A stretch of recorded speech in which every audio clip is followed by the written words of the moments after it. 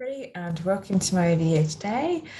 I'm going to do a video based on 5 things I wish I knew when transitioning to tech. So an ambition for myself has been to enter the world of tech for several years. It's been down to seeing the lack of representation of women within this field, and the innovation and the creativity that's happening in this. I want to be in this entrepreneurial environment where it's leading to growth and new opportunities to, in essence, help better the world. I know sometimes that doesn't always happen, but that's my ambition for moving to tech going forward. And it's been a massive learning curve. So I'm distinguishing my role as being a UXer compared to working in tech in general. So there's been a few big lessons I've learned so far that I didn't know when previously entering this sort of field. And I kind of want to advise or help those of you who are going into UX-based positions who have probably done all the training in terms of developing portfolios, doing UIs, but there's an element where that whole understanding of being within a tech environment can't be done unless you're in a working environment. So I just want to give you some insights in terms of the things that you might come across, and lessons that I can bring across from my own experiences from starting out within tech within the past year. So I'll give you a bit of spiel in terms of, yes, I've been in tech for about a year now as a UX product manager, working on a marketing research or market research software as a service based technology here on the South Coast in England. And it's a fairly small business compared to other businesses I've worked in. And there's a very small team of engineers, product managers, testing, DevOps, finance, sales, and then also got research as well, which is our main user for the product. So I just want to go through in terms of 5 key lessons that I've learned so far when transitioning to tech. And here they are. So number 1 is deadlines are never set in stone. Now, for myself, coming from a marketing background and being always focused on reaching that goal on a set period of time, I found this quite difficult to digest, to say the least. I suppose when in marketing, when I was doing campaigns or doing product launches or having a set product go out on a specific time, I would make sure that I'm sticking to a very strict deadline. There was no, majority of the time, there's no flexibility. So when campaigns went out, they had to be out at a certain time. Otherwise, it could impact the revenue and delivery on the actual how much revenue got it back in from the campaign. So that's kind of, it's been ingrained in my mind for quite a while in terms of I need to get something done by this specific time. However, entering the world of tech, it's not like that, whereby deadlines are more often not exactly set in stone. You can have a deadline in terms of, okay, then we want to complete this project by X, Y, and Z, but the majority of time it won't reach that deadline. It might be, sometimes it might be before, but majority of the time it's going to be after that set time, for at least a couple of weeks after than you expected. And this is down to a variety of reasons: lack of resources, not understanding what the technical requirements are, product bugs that need fixing before deployment, and the right technology or software might not be in place.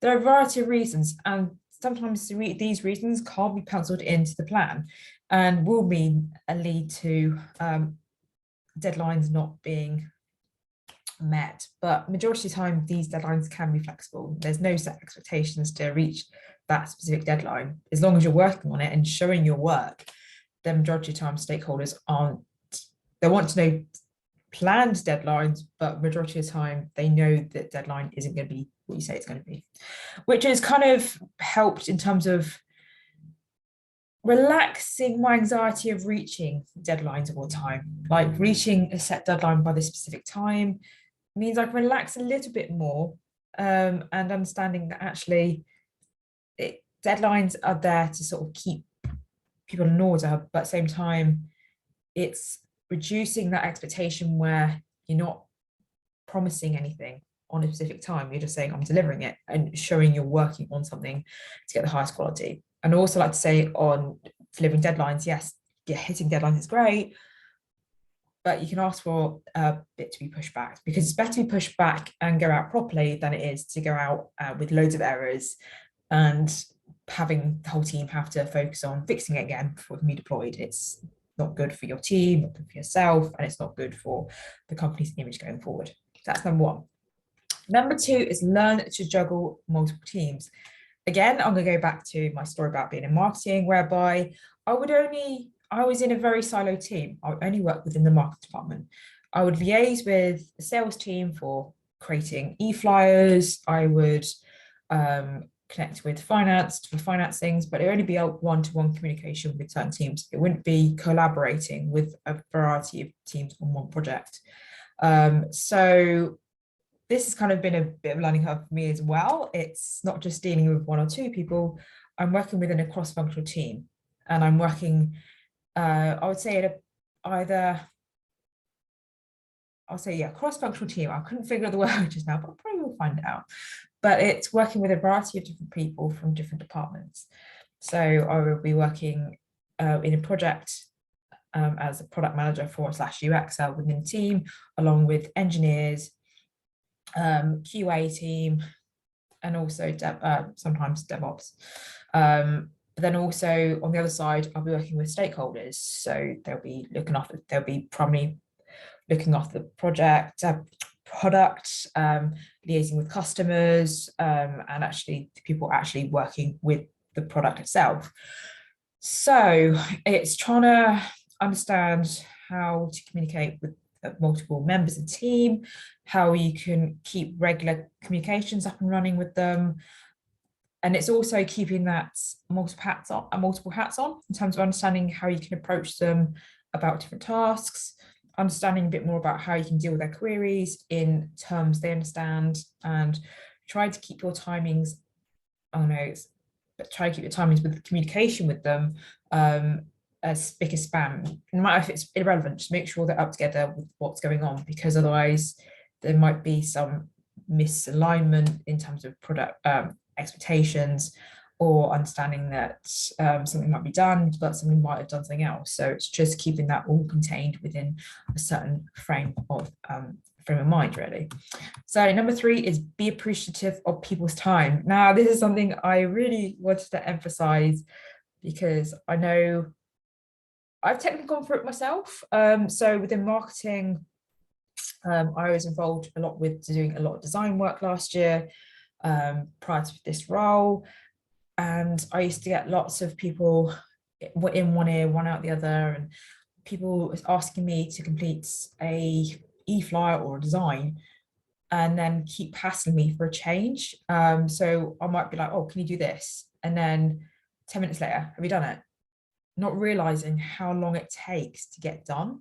It's not necessarily taking 10 minutes. It will take a couple of days sometimes, due to either software failing, or it might be to do myself having to deal with other queries.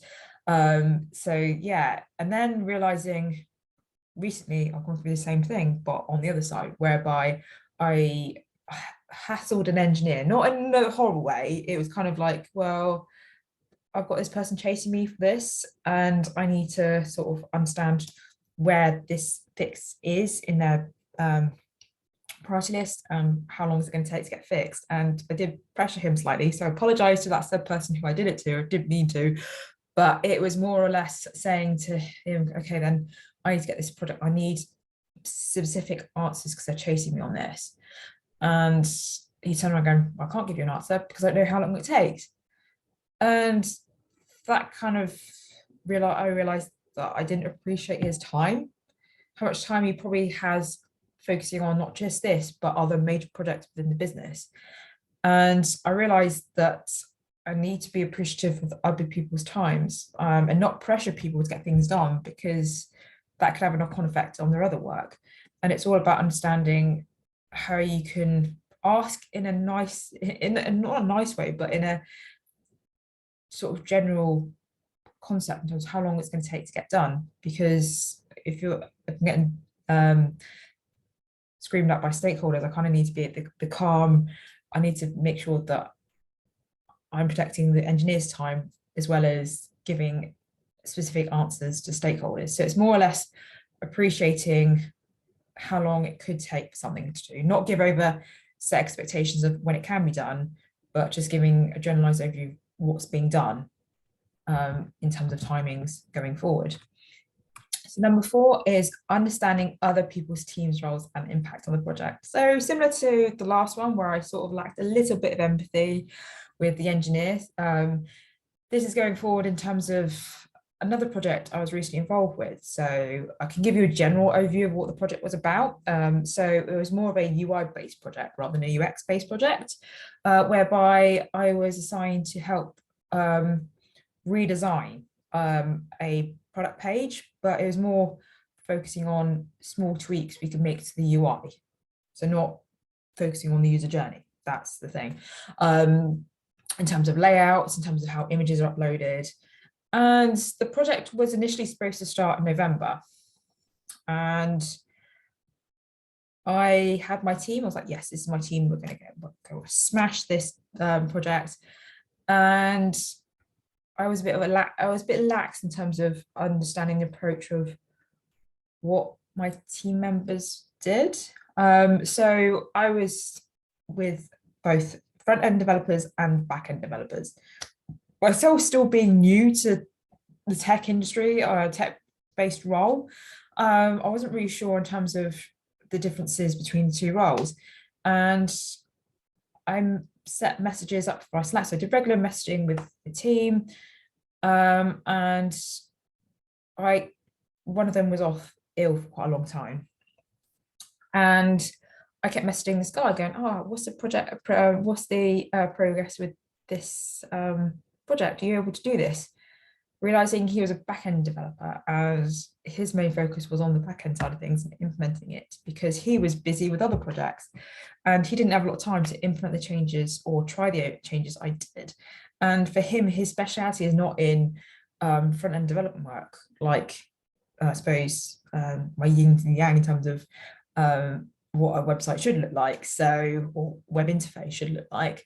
And we're not realizing that that wasn't the skill set. And then coming back, our project was actually delayed because I didn't actually talk to the front end developer and understand what his skill set was and understand how his work can impact on the project in a positive way. So yeah, there's a delay by about a month because of this, because of illness and not myself understanding his job role particularly. So this is kind of giving me an understanding that when I approach this next time, or if I lack an understanding of what a person's project role is, just give somebody a call, understand what their job role is, what are the key aspects of their job role that's going to affect your job role.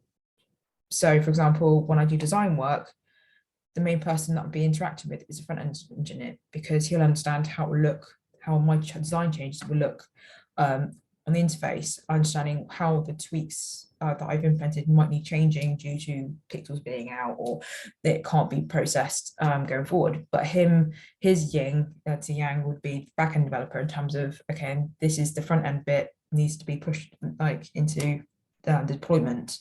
So it's just getting an understanding of other people's roles and how that affects your job role going forward and how it can affect the project delivery. Number 5 is learn to communicate without jargon. Now, myself, I'm not talking about UX jargon here. I'm talking about jargon in terms of when doing UX-based research. Now, when I've done some user research sessions recently and have tried to go back to either stakeholders or my team in terms of these are what we noticed within the user research sessions, it's been very detailed, and people are a bit like, okay, then this is great stuff, but what's it got to do with me? And initially I was quite shocked with that. I was like, oh my gosh. I was shocked because I felt quite taken back, because I thought, oh my gosh, this isn't great. They don't understand user research. But it's not the fact that they don't understand it. They appreciate the research. They understand the impact it can have on delivery and deployment of products. The problem is they are dealing with hundreds of projects. They're also dealing with 100,000 code. They're dealing with other things, and their mind is just ticking with other information, where if you go into too much detail, they'll switch off and be like, well, I don't understand why this is important or what I need to do. From this, I realized, okay, then now I need to break it down into smaller chunks, like user stories, just with a couple, like a one-line user story of what the key user is going through, what their key problem is within the program or product itself, and any possible solutions that can be done. And then this is also working with team to get their expertise on terms of potential changes that can be done, that can be tested if that's the right solution. And it's just getting them involved within user research that makes them feel like, actually, I understand the user more. I understand what they're going through, but at the same time, I understand how it impacts my role. So it's about reducing the jargon or the amount of context within the user research, but bringing it into a perspective where it's bullet pointed and specific to their job role. And that's a major learning experience in terms of being able to communicate specifically to the target audience in terms of what you're trying to achieve within either product or user experience changes is within tech. So yeah, although I've only just mentioned 5, there has been several learning curves, but I feel like these are the top 5 lessons. I keep going like that. That's supposed to be top 5 learning experiences I've learned so far within tech. So I've learned that definitely communication, empathy, and having those key interpersonal skills are really helpful within tech, and can help myself, I suppose, grow forward within this type of field. And I'm hoping I can give you guys some insights in terms of, these are the lessons that I've learned so far. They're not set in stone. You could be going through different lessons, but these are key points that actually, if you're coming from a field like marketing, like myself, these are key points you need to take on board in terms of understanding, okay, then I want to succeed within a tech role. I'll make sure that I understand how to communicate to engineers or whoever about user research. I need to know how to involve teams effectively and understand their role, getting that empathy in their shoes, what they're going through on a day-to-day basis, what is their key tasks and skills. Not worrying about deadlines so much, although do have deadlines in mind, but don't be disheartened without going for deadlines. Just keep working at it and making sure that you have some sort of understanding of when there is an end goal. And just remember to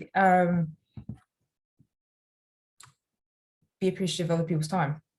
Don't rush people, because rushing will mean products being less usable and less quality in essence. So hopefully I've given you some insights into those key lessons, and I shall have another video for you guys soon. So have a great evening, and I shall speak to you guys soon. Ciao for now.